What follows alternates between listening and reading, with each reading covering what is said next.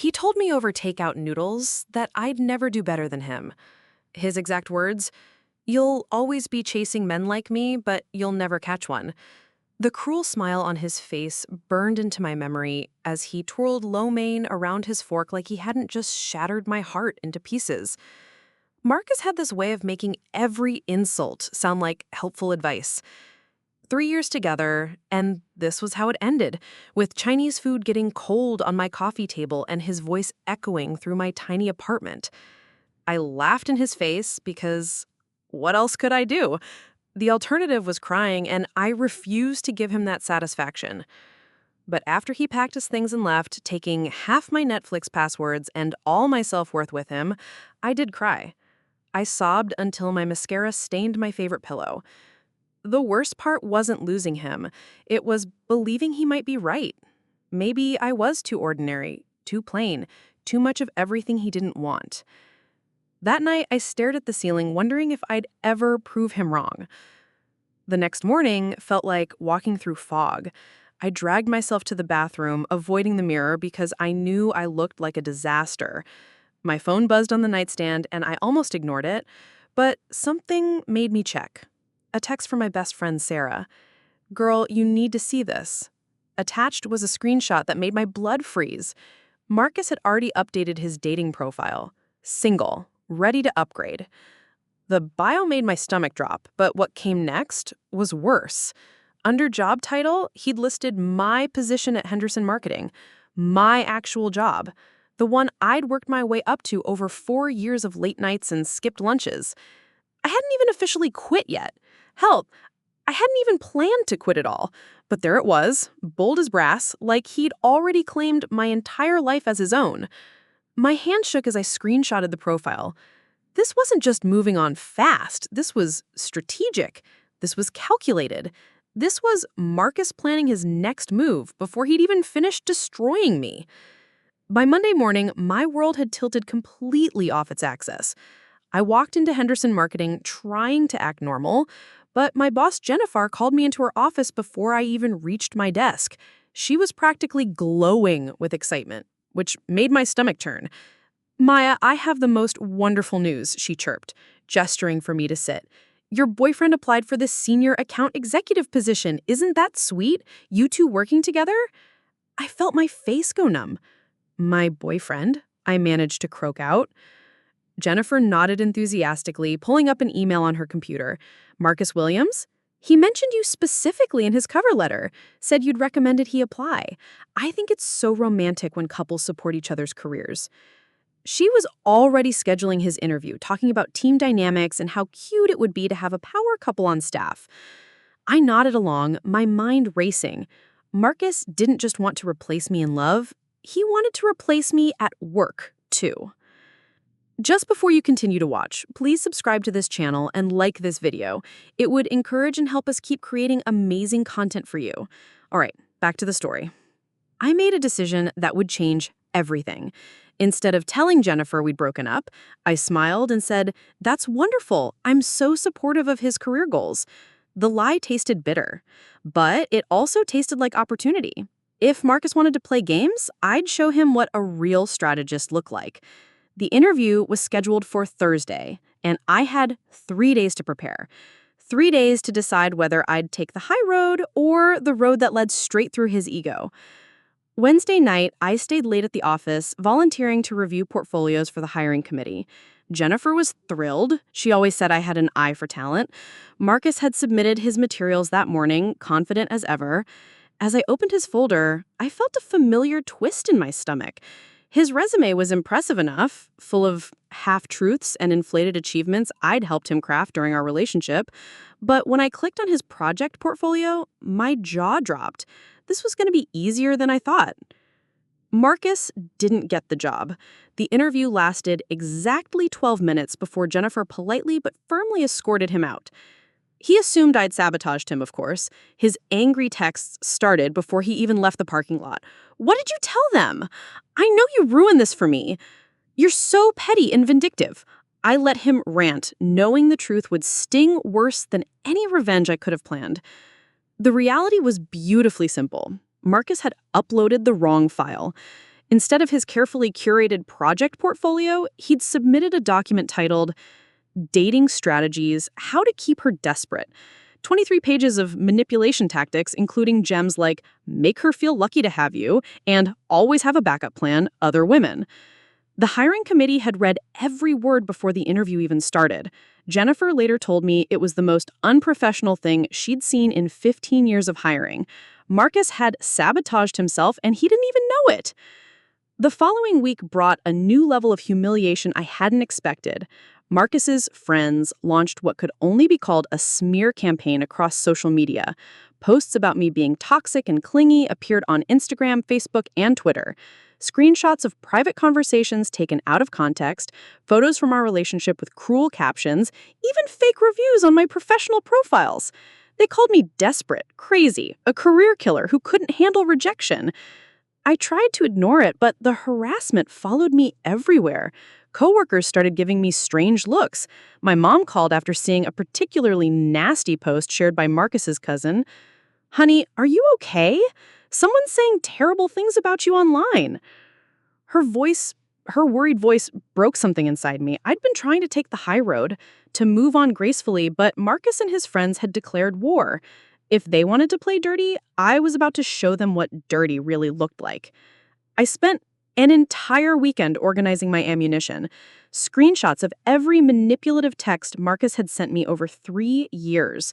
Voice messages where he admitted to testing me, to deliberately making me jealous, to lying about his whereabouts to see how I'd react. Photos of the gifts he'd returned after giving them to me, claiming he needed the money for more important things. Email exchanges where he criticized everything from my appearance to my career goals. The post I crafted was surgical in its precision. No name-calling, no emotional outbursts, just facts with timestamps and context. For anyone wondering about recent claims regarding my character, here's what actually happened. The response was immediate and overwhelming. Comments poured in calling Marcus manipulative and abusive. Women shared their own similar stories. His friends' posts suddenly looked pathetic by comparison. But what none of them knew was about the person who had quietly entered my life 2 weeks earlier. His name was David, and he wasn't flashy at all. No expensive car, no designer clothes, no social media presence to speak of. We'd met at a coffee shop when he offered to share his table during the lunch rush. He made me laugh with stories about his rescue dog's obsession with stealing socks. There was something refreshingly genuine about him. No pickup lines, no obvious agenda, just easy conversation that made me forget about Marcus for whole minutes at a time. Our first real date was dinner at his apartment. He cooked pasta from scratch while telling me about his work in renewable energy development. I was helping myself to wine when I noticed his living room wall. It was covered with framed certificates, degrees, and achievement awards. MIT engineering degree, patents, recognition letters from environmental organizations. But one photo stopped me cold. David shaking hands with an older man in an expensive suit. The face looked familiar, but I couldn't place it until David noticed me staring. "Oh, we go way back," David said when I asked about the photo. His tone casual, but his smile mysterious. The older man was definitely someone important. The setting looked like a corporate boardroom, and both men were dressed for serious business. I tried to probe for more details, but David just changed the subject, asking if I wanted dessert. There was something he wasn't telling me, but I didn't push. After Marcus's constant need for attention and validation, David's quiet confidence was like a breath of fresh air. As weeks passed, I found myself falling for David's subtle strength. He listened when I talked about work stress. He brought me soup when I got sick. He never once asked about my social media follower count or tried to insert himself into my professional life. The contrast with Marcus couldn't have been starker. Where Marcus demanded constant praise, David offered steady support. Where Marcus created drama, David brought peace. I was starting to believe I could be happy again. 3 months into our relationship, David and I were having dinner at Riverside, an upscale restaurant downtown. I was laughing at something he'd said when I noticed familiar voices at the bar. Marcus was there, with a new girlfriend, clearly trying to make an impression. He was speaking louder than necessary, name-dropping contacts and bragging about some business deal. The woman looked politely interested, but not entirely convinced by his performance. Then Marcus spotted me. His face lit up with that familiar smug expression, the one that used to make my stomach twist with anxiety. He started walking over, probably planning to introduce his new conquest and show off how quickly he'd moved on. But when he got close enough to see who I was sitting with, his confident stride faltered. His face went pale. His mouth actually fell open. Because my quiet, unassuming boyfriend, the man Marcus didn't think twice about, was apparently someone Marcus recognized. And judging by his reaction, David wasn't just anyone. A week later, David invited me to dinner with his family. I was nervous about meeting his parents, but he assured me they'd love me. The restaurant was elegant, but not pretentious, and I had chosen my outfit carefully. David's parents were warm and welcoming, asking about my work and sharing embarrassing childhood stories about their son. The evening was going perfectly until the hostess approached our table with a confused expression. "Excuse me, but there's been some mix-up with reservations," she said, glancing at her tablet. "Another party is claiming this table was booked for them as well."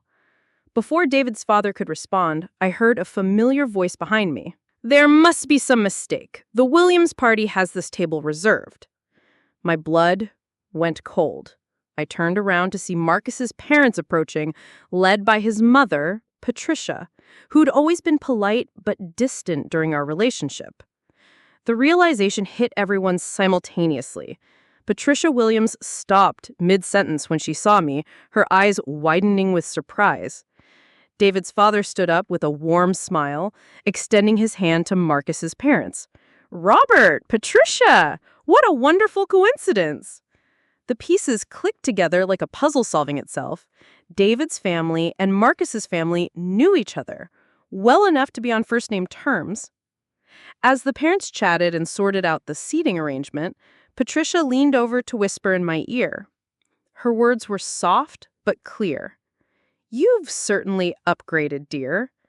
The comment was innocent enough to others, but I caught the knowing look in her eyes. She remembered how Marcus had treated me, remembered the subtle put-downs and controlling behavior she'd witnessed at family gatherings. Her approval of David was obvious, and coming from Marcus's own mother, it felt like vindication. I squeezed David's hand under the table, feeling truly blessed for the first time in months. 3 months later, David proposed. It wasn't a grand public spectacle like I had always imagined, no flash mobs or stadium announcements. Instead, it was a quiet dinner at home, the kind of evening that had become our tradition. He cooked my favorite meal, lit candles, and after dessert, he simply pulled out a ring box and said, "I can't imagine my life without you." The ring was perfect, elegant but not showy, exactly what I would have chosen for myself. Just as I said yes, my phone buzzed with notifications, social media alerts, text messages, missed calls. Through my tears of joy, I glanced at the screen and saw Marcus's name attached to a lengthy social media rant. The post was titled "Fake Women and Status Chasers" and went on for paragraphs about how women only care about money and connections. He didn't mention me by name, but the timing wasn't coincidental. Somehow, he'd already heard about the engagement. I showed David the post, expecting him to be upset, but he just laughed and pulled me closer. Our engagement party was supposed to be intimate, just close friends and family at David's parents' house. His mother had transformed their backyard into something magical with string lights and flowers. I was mingling with guests, feeling genuinely happy, when I heard shouting from the front yard. Through the window, I could see Marcus arguing with the security guard David's father had quietly hired for the evening. He was clearly drunk, demanding to speak with me alone, claiming he had important things to tell me about David. The guard was professional but firm, explaining this was a private event. Marcus's voice got louder and more belligerent. Guests started gathering near the windows, watching the scene unfold. My perfect evening was turning into a nightmare. But before I could decide how to handle it, I noticed who was walking toward the front door to address the situation personally. The man approaching Marcus wasn't David, it was David's father, Thomas Chen. And seeing Thomas's face, I finally understood why Marcus had gone pale at the restaurant months ago. Thomas wasn't just successful, he was Marcus's dream connection. The CEO of Chen Industries, one of the largest renewable energy companies in the state. Marcus had been networking his way into Thomas's circle for years, attending industry events and name-dropping mutual acquaintances. The irony was devastating. Marcus had spent our entire relationship chasing status and connections, always believing he deserved access to powerful people like Thomas Chen. And now, Thomas was calmly walking outside to remove Marcus from his own son's engagement party. As Thomas approached, Marcus's aggressive posture melted into something approaching terror. He'd just lost every professional door he'd ever wanted opened, and he was beginning to realize it. Thomas's voice was calm but ice cold as he addressed Marcus in front of the gathered neighbors and party guests. "Young man, you're disrupting a private celebration and harassing my family. You need to leave immediately." Marcus tried to salvage the situation, switching tactics from aggression to desperate networking mode. He introduced himself, mentioned their mutual colleagues, even tried to discuss a project his company had pitched to Chen Industries. But Thomas cut him off with surgical precision. "I know exactly who you are, Mr. Williams. Your reputation precedes you." The words hung in the air like a death sentence. Thomas continued, his voice carrying the authority of someone accustomed to making decisions that affected thousands of lives.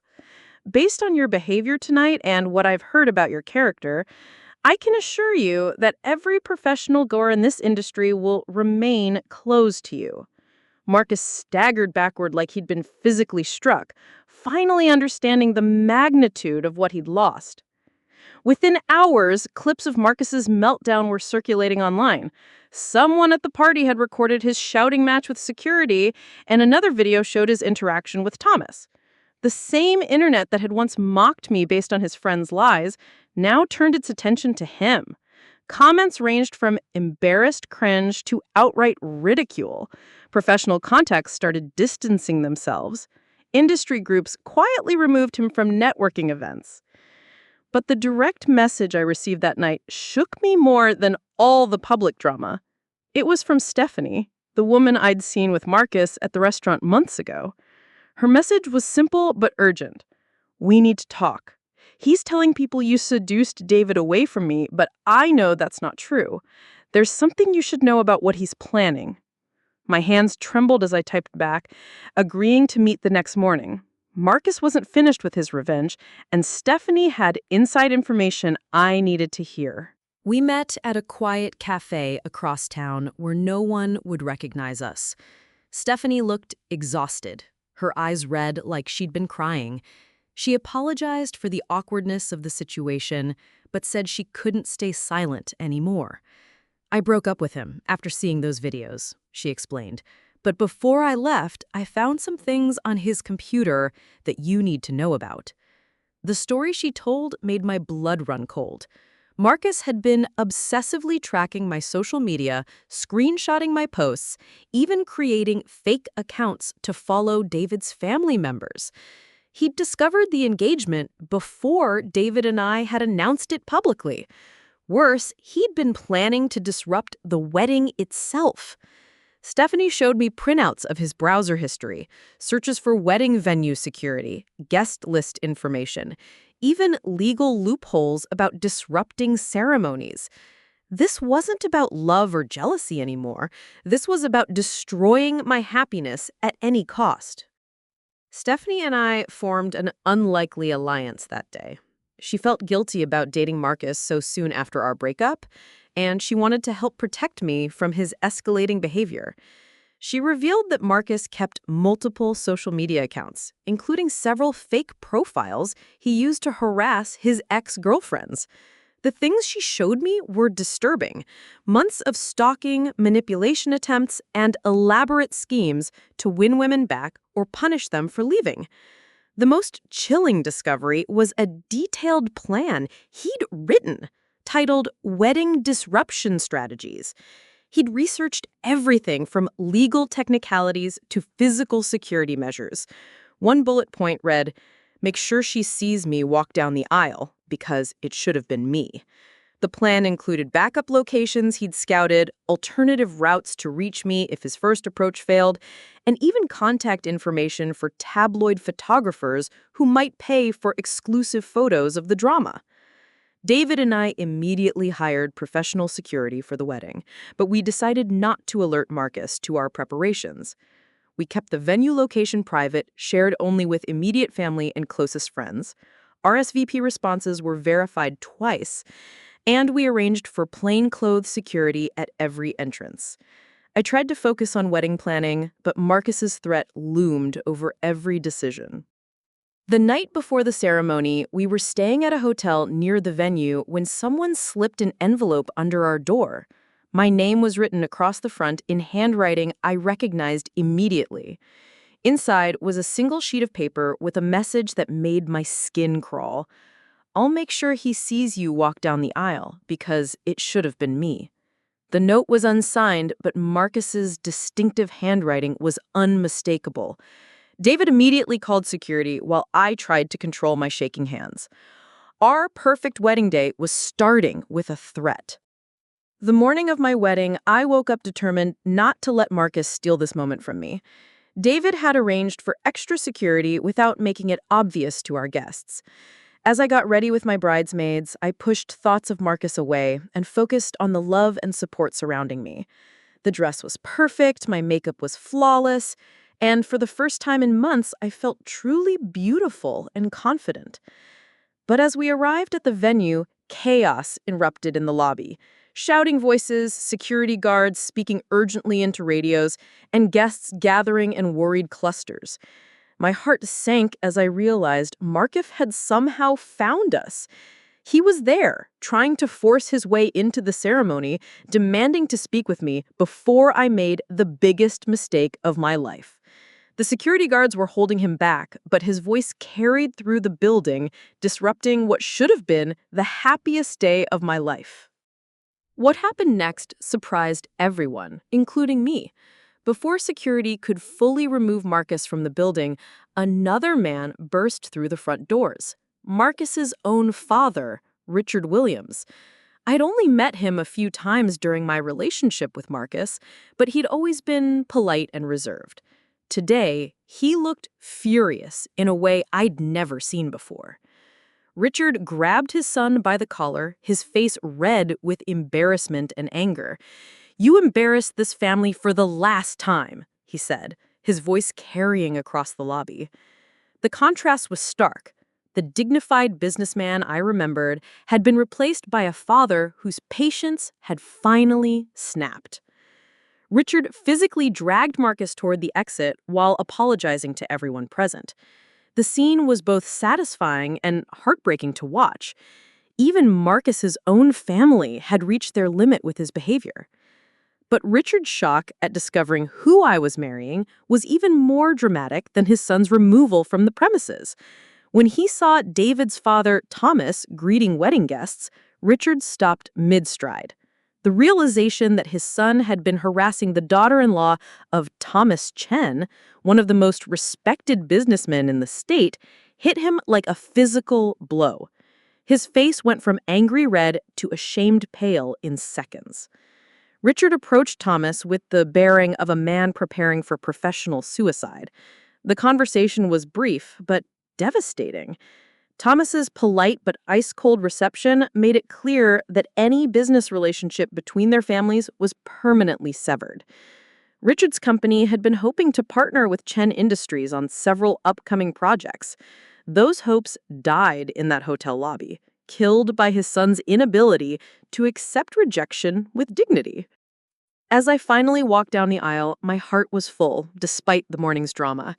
David waited at the altar with tears in his eyes, surrounded by our loved ones. The ceremony was beautiful, intimate, meaningful, and everything I dreamed of. When the officiant pronounced us husband and wife, the applause was thunderous. I felt like the luckiest woman alive, surrounded by people who truly loved and supported us. But as David kissed me and we turned to face our guests, I caught a glimpse through the window of the hotel lobby. Marcus was still there, on his knees in the parking lot, hands covering his face as his father stood over him, apparently delivering some final words. The image burned into my memory, not because I took pleasure in his pain, but because it represented the complete reversal of everything he'd predicted about my future. 6 months later, I ran into Patricia Williams at a charity gala David and I were attending. She approached me nervously, clearly unsure how she'd receive me after everything that had happened with Marcus, but her words surprised me with their sincerity. "Maya, I owe you an apology," she said quietly. "I knew my son was troubled, but I didn't realize how cruel he'd been to you until I saw his behavior at your wedding." She went on to tell me that Marcus had finally entered therapy, though it was too late to repair most of the relationships he damaged. His career had stalled, his reputation in industry circles was ruined, and he'd lost several long-term friendships. The saddest part, Patricia said, is that he could have genuinely been happy for you instead of destroying himself with jealousy. As she spoke, I realized the truth. Marcus had been so focused on what he thought he deserved that he'd never learned to appreciate what he actually had. The man he swore I'd never find was simply the man he'd never allowed himself to become. If you enjoyed the story, make sure to like this video, comment, and smash the subscribe button. Also, check out other videos on the channel. We've got more interesting stories for you.